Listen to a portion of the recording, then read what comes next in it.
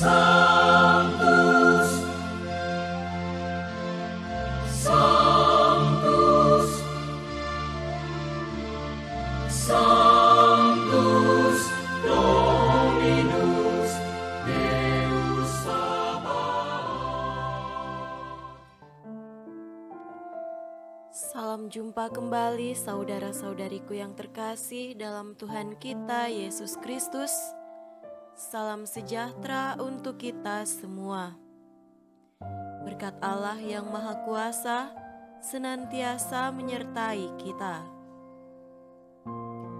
Marilah kita mendengarkan dan merenungkan bacaan-bacaan kitab suci hari Sabtu tanggal 22 April tahun 2023. Bacaan pertama dari Kisah Para Rasul bab 6 ayat 1 sampai 7. Pada masa itu, ketika jumlah murid makin bertambah, timbullah sungut-sungut di antara orang-orang Yahudi yang berbahasa Yunani terhadap orang-orang Ibrani, karena pembagian kepada janda-janda mereka diabaikan dalam pelayanan sehari-hari.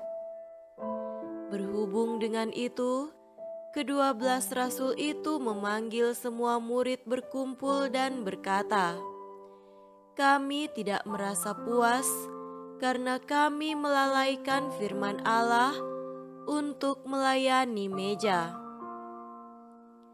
Karena itu, saudara-saudara, pilihlah 7 orang dari antaramu yang terkenal baik dan yang penuh roh dan hikmat, supaya kami mengangkat mereka untuk tugas itu, dan supaya kami sendiri dapat memusatkan pikiran dalam doa dan pelayanan firman." Usul itu diterima baik oleh seluruh jemaat.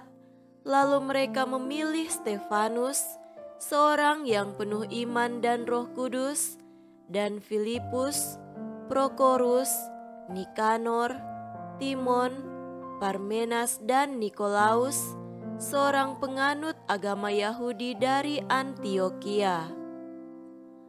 Mereka itu dihadapkan kepada rasul-rasul, lalu rasul-rasul itu pun berdoa dan meletakkan tangan di atas mereka. Firman Allah makin tersebar dan jumlah murid di Yerusalem makin bertambah banyak. Juga sejumlah besar imam menyerahkan diri dan percaya. Demikianlah sabda Tuhan. Syukur kepada Allah.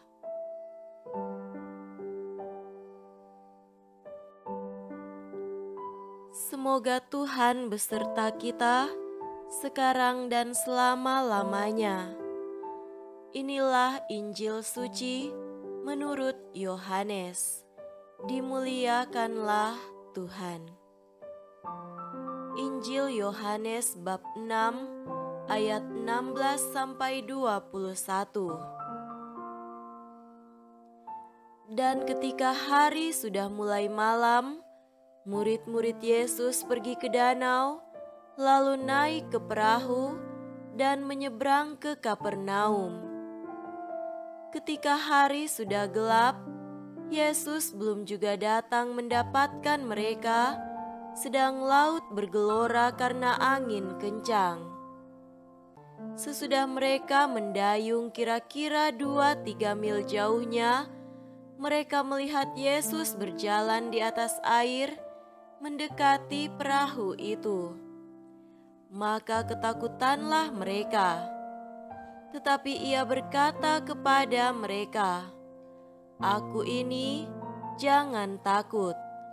Mereka mau menaikkan dia ke dalam perahu, dan seketika juga perahu itu sampai ke pantai yang mereka tujui. Demikianlah sabda Tuhan. Terpujilah Kristus.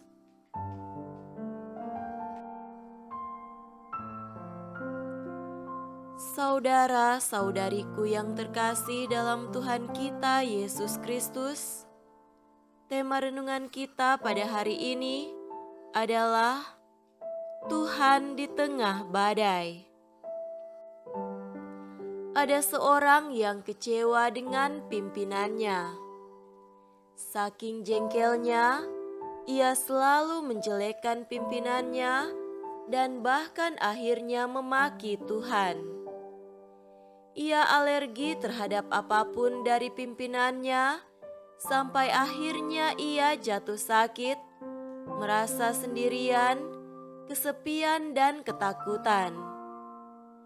Dalam keadaan itu, ia duduk memandang salib Yesus. Awalnya marah, tetapi semakin dipandang, semakin dirasakannya Tuhan menatapnya penuh kasih, sambil menunjukkan luka-luka di tangan dan kakinya. Tangisnya pun pecah. Ternyata Tuhan yang dianggapnya tak adil adalah Tuhan yang selalu ada untuknya. Orang itu pun berdamai dengan dirinya dan dengan pimpinannya.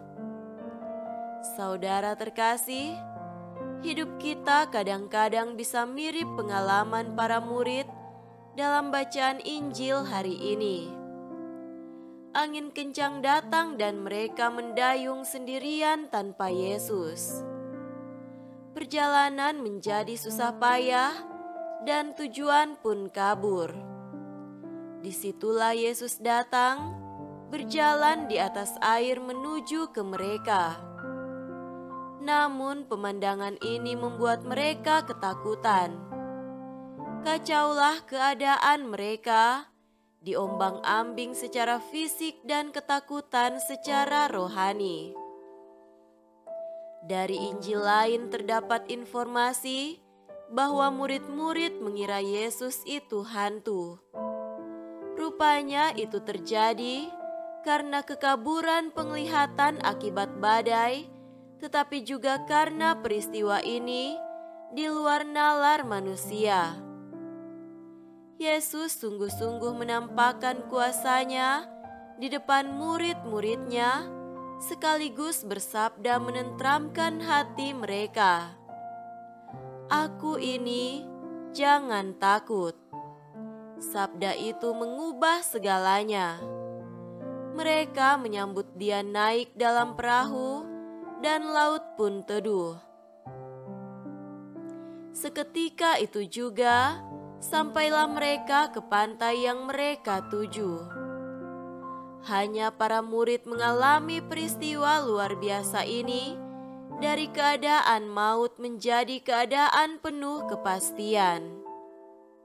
Saudara-saudari terkasih, seringkali akar badai hidup adalah karena kita tidak membawa Yesus di dalam hidup kita. Pikiran menjadi keruh dan relasi kita terganggu. Hidup pun terombang-ambing tanpa tujuan.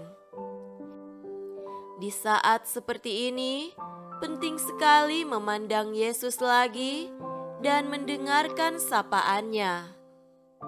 Kita harus mengundang Dia masuk ke perahu kita. Sakramen, simbol rohani ataupun juga pembimbing rohani dapat membantu kita. Terutama sekali adalah doa. Siapa berdoa dengan tulus akan mengalami dua manfaat ganda, yaitu kuasa kehadiran-Nya dan kesembuhan. Semoga demikian. Amin.